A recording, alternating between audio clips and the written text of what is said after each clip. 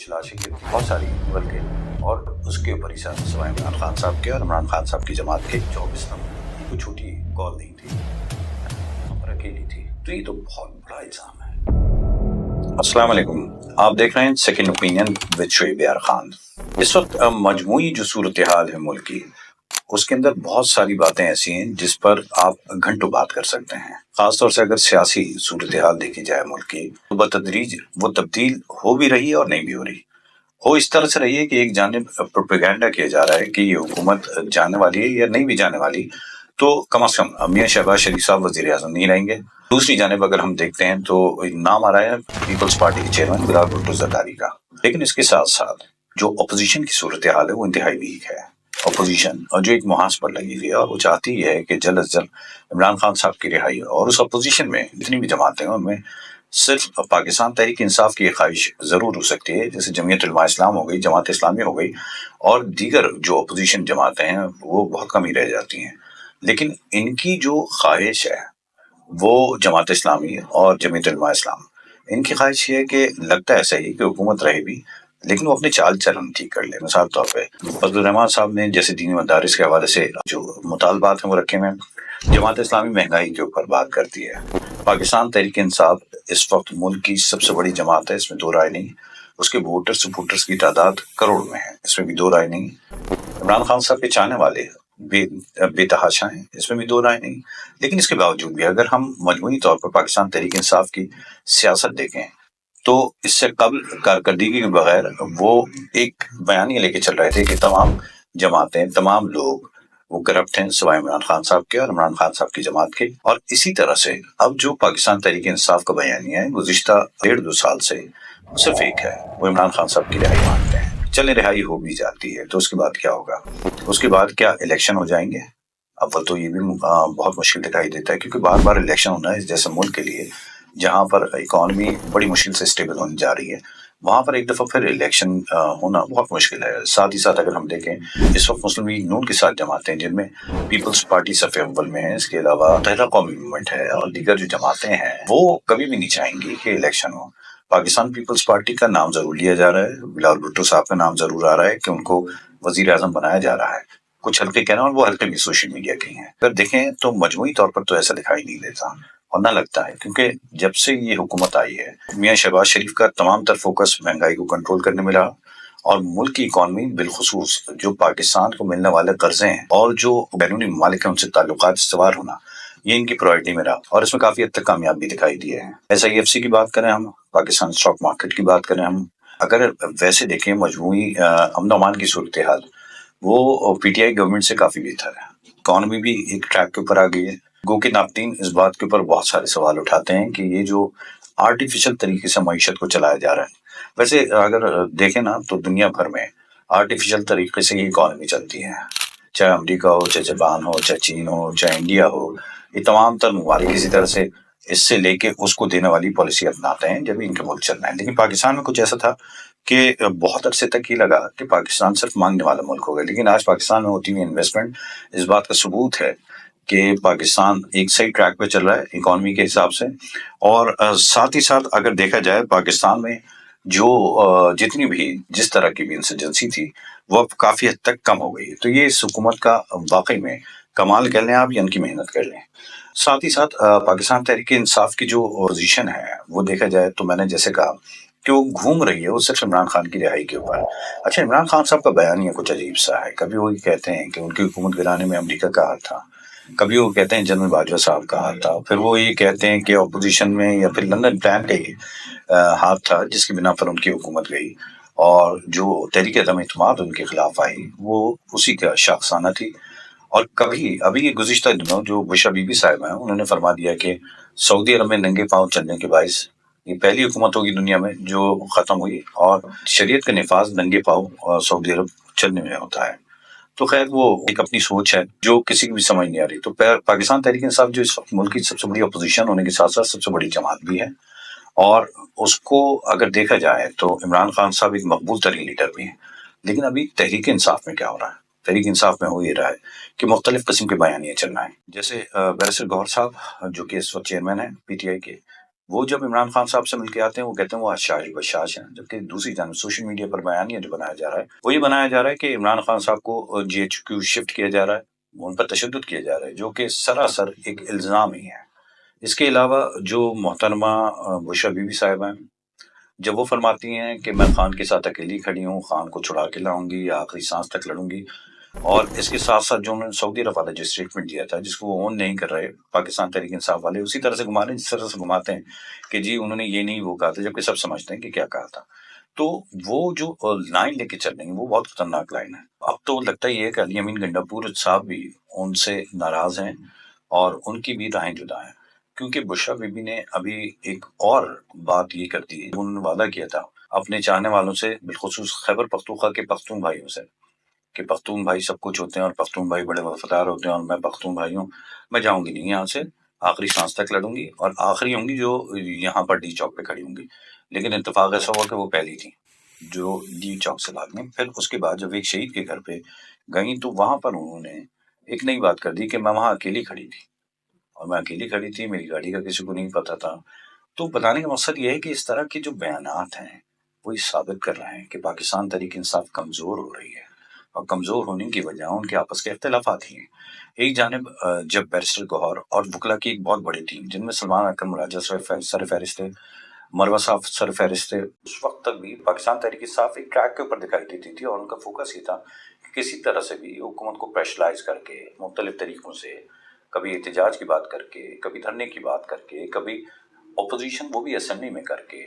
عمران خان صاحب کی رہائی ہو سکے، اس کے لیے جو بھی عملی اقدامات ہیں وہ ہو سکے۔ لیکن ایک دم سے جب سے بشرا بی بی صاحبہ آن ٹریک آئیں، اور جب وہ کہتے ہیں کہ اتفاق ایسا ہے کہ کہتے بھی ہیں پاکستان تحریک انصاف والے ان کا سیاست سے کوئی تعلق نہیں، تو اب تو یہ کہنا بالکل ہی غلط ہوگا، کیونکہ جس طرح سے وہ سیاست کر رہی ہیں شاید اسی طرح کی سیاست مریم نواز بھی کر رہی ہیں، اسی طرح کی محترمہ بی نظیر بھٹو صاحبہ نے بھی کی، اور اسی طرح سے جو دیگر خواتین ہیں وہ کرتی ہیں، تو وہ بھی کر رہی ہیں، تو اس میں کوئی دو رائے نہیں ہے کہ بول دینا چاہیے ہاں وہ سیاست کریں گے۔ لیکن پی ٹی آئی والے پتہ نہیں کیوں چھپانا چاہتے ہیں اس بات کو۔ کبھی وہ کہتے ہیں کہ خان صاحب کی پرمیشن نہیں ہے جو بی بی جو ہیں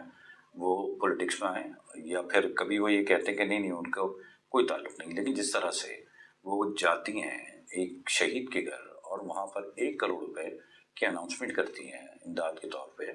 اور تعزیت کے لیے آتی ہیں، اور وہاں فرماتی ہیں کہ میں تو وہاں پر اکیلی تھی، تو اگر دیکھا جائے تو یہ تو بہت بڑا الزام ہے جو علی امین گنڈاپور صاحب ہیں ان پر، اور جتنے بھی وہ لوگ جن کا بیان یہ تھا کہ ہم واپس آ گئے کیونکہ بہت زیادہ پریشر تھا ہمارے اوپر، یہ ان کے اوپر بھی الزام ہے۔ تو بشرا بی بی ایک نئی بات کر رہی ہیں، اور بشرا بی بی جس طرح سے سیاست کر رہی ہیں، اب لکھ لیجئے کہ اس سے صرف پاکستان تحریک انصاف کا نقصان تو ہونا ہی ہے، لیکن جتنا نقصان بانی عمران خان صاحب کا ہونا ہے شاید کسی کا نہیں ہونا۔ ایک تو بانی کہہ کے جو اتنی اندر ڈال دیا، ایسا لگتا ہے قائد اعظم کی بات کر رہا ہے۔ نہیں قائد اعظم کی نہیں، پاکستان تحریک انصاف کے جو چیئرمین ہیں اور بانی چیئرمین ہیں ان کی بات کر رہے ہیں۔ تو عمران خان صاحب کی بات ہو رہی ہے، تو عمران خان صاحب کے لیے بہت بڑا سوال بنتا جا رہا ہے کہ جتنا اعتماد وہ بشرا بی بی پہ کرتے ہیں یا نہیں کرتے میں کیوں کہہ رہا ہوں، اس لیے کہ جو باتیں جیل میں ہوا کرتی ہیں وہ صرف یا تو جیل حکام کو پتہ ہوتی ہیں، یا جو لوگ ان سے ملتے ہیں ان کو پتہ ہوتی ہیں، یا عمران خان صاحب کو پتہ ہوتی ہیں۔ کیونکہ جب کوئی باہر نکلتا ہے، چاہے وہ مروہ صاحب ہوں وہ ایک الگ اسٹیٹمنٹ کے ساتھ آتے ہیں، چاہے بیرسٹر گوہر ہوں وہ الگ آتے ہیں، سلمان اکرم راجہ ہوں، گوہر ایوب ہوں الگ آتے ہیں، اور اسی طرح سے بشرا بی بی تو بالکل ہی الگ لے کے آتی ہیں۔ تو وہ کہتی ہیں خان کی ہدایت ہے مجھے، علی امین گنڈاپور صاحب بھی ملتے ہیں، لیکن وہ جو باتیں کر رہی ہیں اس سے صرف لگتا یہ ہے کہ تحریک انصاف کے ورکرز ہیں ان میں ایک طرح کا اشتعال پھیلانے کی کوشش کر رہی ہیں۔ دوسری جانب وہ ایک ساکھ جو ہے عمران خان صاحب کی اس کو بھی متاثر کرتی ہیں، کس طرح سے کہ عمران خان صاحب ابھی جیل میں ہیں اور ان کی پرائرٹی یہ ہوگی کہ وہ باہر نکل آئے، وہ اس کے بعد کیا ہوگا یہ ایک الگ سوال ہے، لیکن ان کی کوشش یہ ہوگی کہ جیل سے باہر نکلیں اور آ کے پولیٹکس میں حصہ لیں، دوبارہ سے وہ اسی جو ہے گھنگرج کے ساتھ آئیں۔ لیکن جو حالات کریٹ کیے جا رہے ہیں، یہ جو 24 نومبر تھا یہ کوئی چھوٹی کال نہیں تھی۔ اس کال کے بعد جب آپ بیلاروس کے صدر یہاں پر موجود تھے، جب آپ آ جاتے ہیں جتھے کو لے کے، اور وہ جتھا ہمارے معصوم بہادر نڈر غیور پختونوں کا ہے، اور وہ پختون بھائی تو بس وہ یہ سمجھتے ہیں کہ جو ہے وہ آئیں گے اسلام آباد فتح کر لیں گے اور وہاں پر ان کو کوئی کچھ نہیں کہے گا۔ پھر جب ان کو روکا جاتا ہے تو بڑی ساری جو ہے باتیں کی جاتی کہ حکومت نے ان کو آنے کیوں دیا۔ ارے بھائی حکومت روکتی تو مسئلہ تھا، हुकूमत अटक पुल पे रोकती तो मसला था, हुकूमत ने इस्लामाबाद आने दिया तो मसला था, और हुकूमत क्या करती? हुकूमत या तो सीधे फायर खोल देती तो भी एक एतराज़, और जैसे कहा जा रहा है कि लाशों की सियासत, वो उनको ये एक एजाज़ मिल जाता है, अल्लाह माफ़ करे। कुछ लाशें गिरती और बहुत सारी गिरती बल्कि, और उसके ऊपर ही सियासत हुई। लेकिन हुकूमत ने तामुल मिजाजी का काम किया और जो कर सकती थी हुकूमत उसने किया। और मैं नहीं समझता कि इसमें कोई ऐसा गलत, रबड़ की गोली चलाना कोई गलत बात नहीं, लेकिन उसके बाद जिस तरह तूल दिया गया कि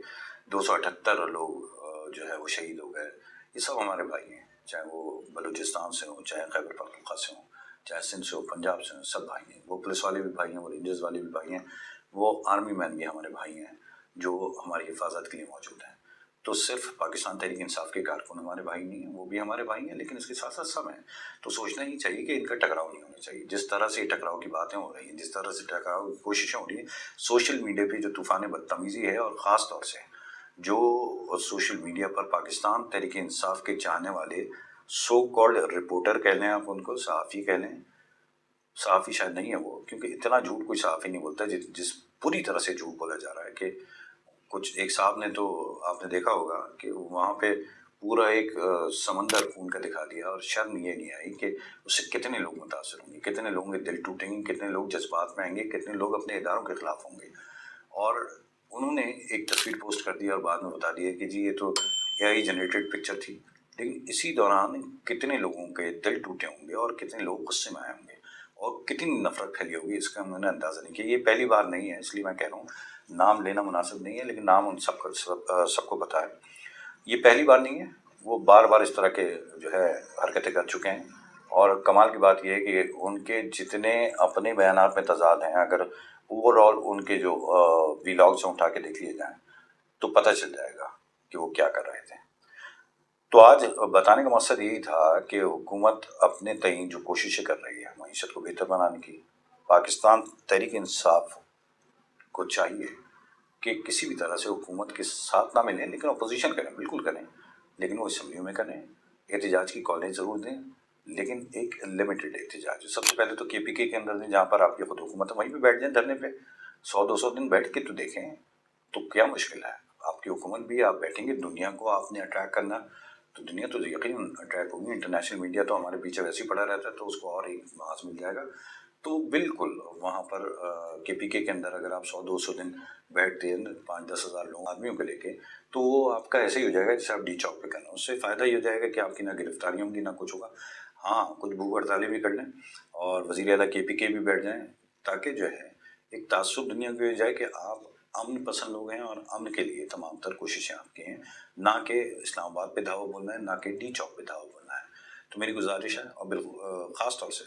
जो हमारे भाई हैं पख्तून, उनसे हाथ जोड़ के दरख्वास्त है कि सोशल मीडिया देखें तो कोशिश किया करें कि वो जो प्रैंक्स हो गए या एंटरटेनमेंट हो गई वो ज़्यादा देखें, क्योंकि सियासी पोस्टें जिस तरह से झूठ फैला रही हैं, वो बेचारे उसको सच समझ के रोडों पे भी आते हैं और बातें भी करते हैं। इसके ऊपर हम अगले व्लॉग में बात करेंगे कि किस तरह से फेक न्यूज़ और ये प्रोपेगेंडा किया जाता है, और जो डिजिटल दहशतगर्दी का जिक्र किया गया था वो है क्या फिलहाल, और वो किस तरह से एग्जिस्ट करता है, और किस बुरी तरह से हमारे पूरे मुल्क को नुकसान पहुंचा रहा है। तो आपसे दरख्वास्त है कि आप इस चैनल को सब्सक्राइब कीजिए, शेयर कीजिए और बेल आइकन ज़रूर प्रेस कीजिए, ताकि जितनी भी वीडियोज़ हैं वो आप तक पहुंच सकें। ये मेरी पहली कोशिश है, और इंशाल्लाह कोशिश करूँगा कि हर दफ़ा कोई ना कोई ऐसा मौजू लेके आऊँ। ये तो अभी स्टार्ट किया था मैंने, इसमें गलतियाँ भी होंगी, तो यकीनन आप लोगों से दरख्वास्त है कि जो अगले मौजू होंगे उसमें जो है बहुत सारी बेहतर चीज़ें भी होंगी, और पूरी दुनिया में जो इस वक्त सियासत हो रही है और जो दुनिया के हालात हैं, हम उस पर भी बात करेंगे। अपना बहुत ख्याल रखिएगा, याद रखिए, पाकिस्तान हमसे, हम पाकिस्तान से, पाकिस्तान जिंदाबाद।